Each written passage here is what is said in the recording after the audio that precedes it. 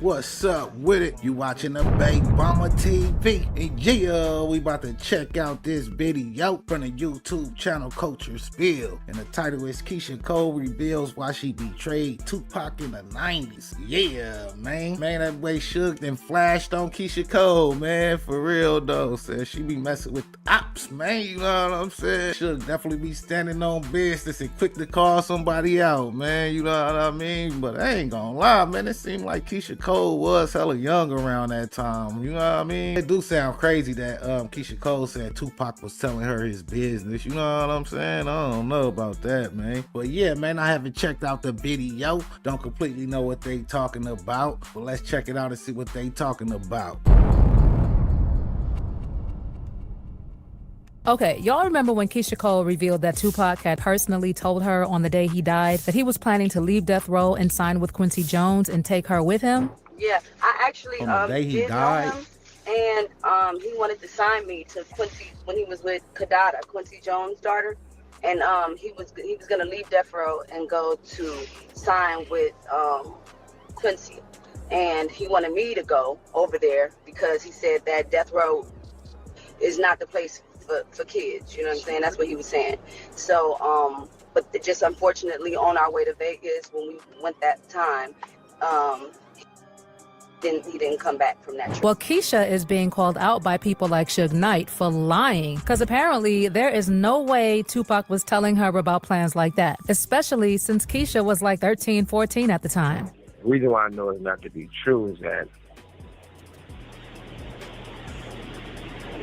Keyshia get a lot of pressure. What I mean by that, when people go talk to a senior, Mr. Potato Head, Steve Harvey, when they go talk to Steve Harvey, he tell them don't mention me, mention this person, mention that person. But I feel I knew Pac better than anyone knew Pac. That's how tight our bond was.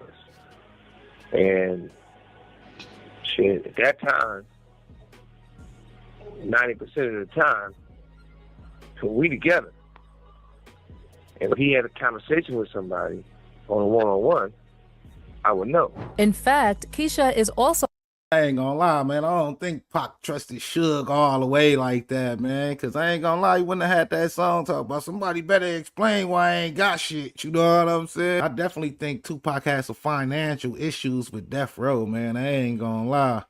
being called out for hanging out with Tupac's rivals and betraying him. Like, if Keyshia was as close to Tupac as she claimed, there's no way she would run and do a song with Diddy and hang around Bad Boy knowing everything Diddy did to Tupac. So why would Keyshia Cole lie about Tupac telling her about Death Row and then go ahead and straight up betray him afterwards? So just for a bit of background, apparently Keyshia Cole didn't always aspire to be a singer, and before learning she was great at it, she wrote and performed raps as a kid. Then one of her friends encouraged her to sing, and she started getting serious about it at age 9 or 10, and her determination led her to meeting MC Hammer at age 12 with the hopes of him helping her with her music. MC Hammer is the one who introduced her to Suge Knight and the team at Death Row Records, and at the time when Keyshia was hanging around the team, they were working together on Tupac's All Eyes on Me album. This meant that Keyshia was also hanging around Tupac, and according to her, they were so close that Pac told her about his plans to leave Death Row and sign with Quincy Jones. Of course, we know that Quincy Jones and Tupac didn't start off on the right note, because Tupac had publicly criticized Quincy in an interview where he spoke about Quincy's interracial relationships and having mixed-race children. At the time, Kidada Jones' sister Rashida Jones slammed Tupac in an article calling into question his moral compass and slamming him for having a lack of respect for her dad. Then Kidada Jones and Pac met months later at a nightclub, and Tupac approached Kidada, believing her to be Rashida Jones, to apologize for his previous comments about their father. And in a rather unexpected turn of events, they fell in love. Unsurprisingly, Q was a bit skeptical about the relationship at first, but he eventually accepted and ended up being very close to Tupac himself. So much so that Keyshia claimed Pac was preparing to move forward with him in his career. So this claim by Keyshia happened during a conversation with Fat Joe, where Keyshia opened up about the night Tupac died. And according to what she said, Tupac told her he was about to leave Death Row and would sign with Quincy Jones. Apparently, he even tried to convince Keyshia to sign with Quincy because Death Row wasn't a place for kids.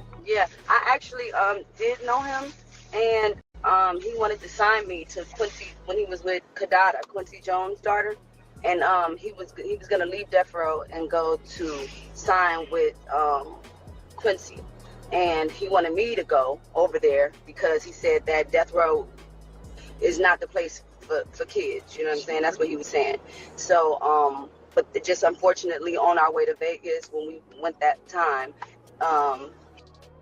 he didn't come back from that trip. Keyshia Cole also said that she was 15 at the time, and Tupac died when she was 16, and she recalled that night around her birthday, she received earrings in the mail from Death Row Records. She also mentioned that night Tupac died, her mother had to go to get her and her brother from Suge's house because a lot was going on that night. For reference, her brother and Tupac used to rap together in The Outlaws, so they were pretty tight. She also remembered that they all drove to Vegas from LA, with Tupac in the car with Kidada, while Suge and her brother were in another car, and she and the others were in a separate car. Then she reflected on how they were just kids at the time and noted how Tupac didn't like the situation, as there was a lot of drama surrounding that period. In addition, Keyshia Cole also said that Tupac was going to do a song with her the night he got hit in Vegas. She mentioned that it felt weird because that night, when he told her he wanted to work with her once they got back to LA, it seemed like he knew he wouldn't make it. She recalled that he gave her a lot of advice, telling her not to worry about things because she was going to be a huge star and that she was a beautiful person. He also Yeah, man, I ain't gonna lie, man. Shit, maybe he did tell her something. It seemed like he was concerned for her well-being. Like, if you're aware of the death row stories and stuff, man, you think about it, man, that's not no place for no kids, you feel me? People getting whooped on in the building, you know what I'm saying? In offices and bathrooms and shit, man. So, yeah, that definitely wasn't no place for kids. No, even though Pac was like a wild dude, man, he did have like a good heart, man. So he probably was really concerned about her and probably was telling her some shit. Tupac told other people too not sign a death row. So, man, I don't know what was going on with that. I know C-Bo ain't got nothing to lie about. You know what I'm saying? C-Bo said that shit too. warned her that while men would want to love her because of her beauty, it could also be a reason they might hurt her. According to Keyshia, Pac advised her to stay focused and always read because knowledge was something that could never be taken away. And she remembered asking him why he was talking that way because she never got a straight answer from Tupac. Well, Tupac did make it, but let's just say that quite a number of people have been calling BS on Keyshia over the years, like Danny Boy, who said that there was no way Tupac was talking to some 13, 14-year-old about his plans to leave death row. He ain't told us. Everybody's close to Pac when he died. Everybody. That's all you hearing. Me, I feel Pac. That's what people do. But Keyshia went up. I mean, Pac went to a, what, how old was she? 12, 13-year-old? Right. He let her hear some shit. Really got him hurt. You wasn't just gonna walk and just say anything in front of anybody. Especially something, I'm finna leave Suge in front of a 12, 13-year-old. In addition, I will say though, Tupac and Keyshia Cole did have a connection, and the connection was the Bay Area, you know what I'm saying? So they both was from Oakland, so shit. So maybe he felt obligated to tell her more and shit and game her up on shit, you know what I'm saying? For real though. and Danny Boy also said that Pac wouldn't go to Quincy Jones because Quincy had never entered into the rap game. According to Danny, it wouldn't have made sense for Pac to even entertain the thought. He did, however, co-sign Tupac's love for Kidada and said he was convinced they would one day get married. But Tupac allegedly telling Keyshia that he wanted to leave death row, he was like, nah, that did not happen. There was no way he was telling Keyshia at her age about something that could have gotten him hurt. Other people also said that given the history Tupac had with Quincy and the rumors that were already making rounds, there's no way he would have signed with Quincy. The thing is, there was an interview back in the day where Tupac said that Quincy Jones asked him to hook up with him. But the only problem is that if you look on the internet, you will not find that audio anywhere because it was completely wiped from the internet. Well, even though the interview was erased from the internet, several people confirmed that it existed, like Death Row bodyguard Reggie Wright Jr., who was on the Hip Hop Uncensored podcast to speak about the deleted audio of Tupac saying Quincy Jones wanted to have relations with him. Now, I don't know if you remember this. We asked Mo Preem Shakur, about this audio. I don't know if you ever heard this audio a long time ago with Tupac. I can't find it nowhere now. Man. But he was pretty much saying, I don't know if it was Davis or one of those guys. It was Quincy Jones. Quincy Jones, right? Oh, yeah. Quincy Jones wanted to, Man. Off of the, uncensored over here. Do you ever hear anything about that? Well, that was the reason that Tupac met Kidada. Right. One of the daughters took offense to it. Yep. And was mad about that. His other daughter. And Pac went to apologize for saying that to him. And he didn't realize that it wasn't Kidada. It was another daughter that had responded to him about that. And Pac went to man up and apologized for making that statement. But then ran in it. About Quincy. Now, Quincy was there. Quincy, Banged it out after that. Sorry. Him and Will and Tevin Campbell and all of that, for people that's not from the 90s, those allegations was out there about Quincy. Yeah. They've been out there. Some people also said that they had heard enough about Quincy to know that he was capable of asking Tupac to hook up with him. For instance, there was a time when Johnny Mac was talking about a party he attended hosted by Q on Foxhole Radio. And he said he met Q and spilled something about Q asking him to come into a room with him. At the time, people kept asking him to elaborate further on the show. And he said he didn't want to talk about it anymore. Apparently, he brought it up randomly again months after that when Q's name came up again during the show and said the same thing. Someone like Professor Griff also said that he thinks that when he dropped his book, the thing that raised the eyebrows with people was when he dropped the information about Q. Like, he straight up said that Q was one of the people responsible for setting up the rings in Hollywood. And he had a magazine financed by the Warner Brothers and the rest of them that helped him do that. He actually also spoke about that audio of Tupac that mysteriously disappeared. When Tupac came to Hollywood, it was the homosexual ritual. This is where the homosexuals came out against it, but I didn't mind. I wasn't talking about homosexuals. I'm saying there's a homosexual ritual that they go through in the Illuminati secret societies. And it is. So when I mentioned that about it marrying itself on to hip-hop, they said, well, can you prove it? Yeah. Go back and go online and read where Tupac said he was asked by Quincy Jones to when Tupac said no, that's when Tupac was marked for death. Why? Because Tupac was engaged to Quincy Jones's daughter. Quincy Jones's daughter was best friend was Aaliyah.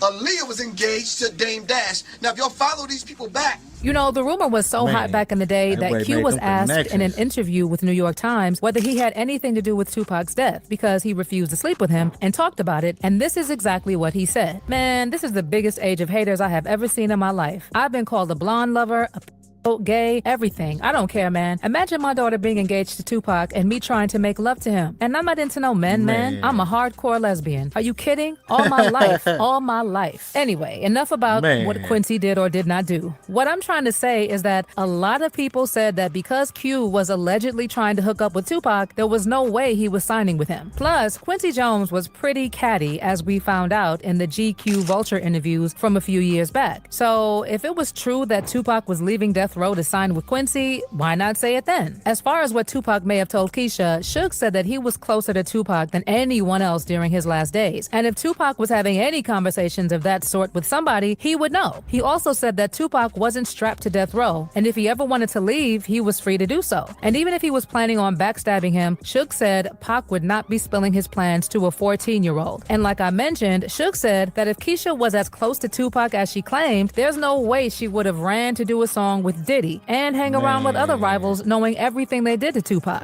I'm not going to go do a song with somebody that I know that was against Pac and Pac was against them. And guilty conscience shows it all. I don't have a guilty conscience.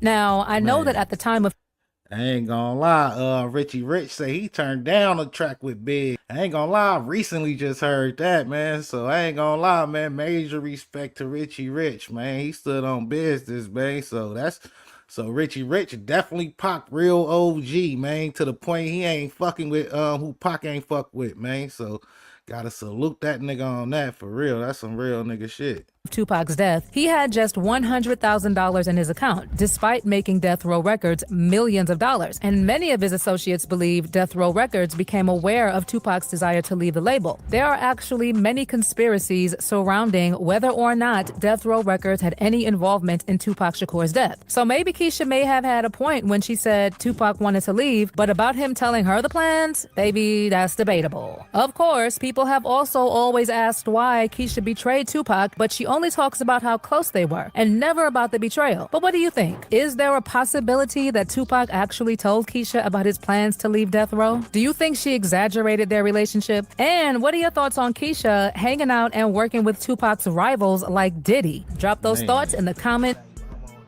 Yeah, man, that's a fool with it, man. But yeah, man, I ain't gonna lie, man. This recently just came out and Suge admitted that Tupac actually never was signed to Death Row. You know what I'm saying? So if he was gonna leave Death Row, that mean he just wasn't gonna associate with Death Row or something, I guess. You know what I'm saying? Yeah, Pac actually didn't even want the Outlaws to sign to Death Row. You know what I'm saying? They ain't signed to Death Row until Tupac died. You feel me? So he ain't want the Outlaws to sign to Death Row. He told Sebo not to sign to Death Row.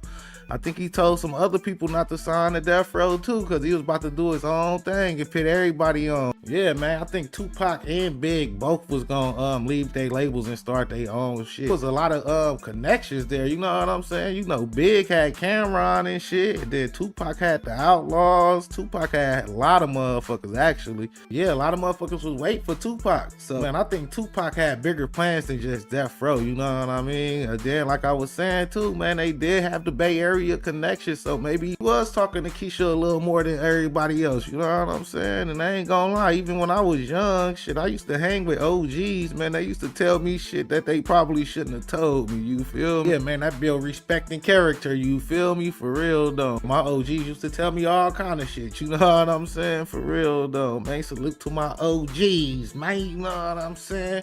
But yeah, man, let me know what y'all think though in the comments. Like, share, and subscribe to the Big Bomber TV. Thanks for watching. Thanks for supporting. Until next time. Peace.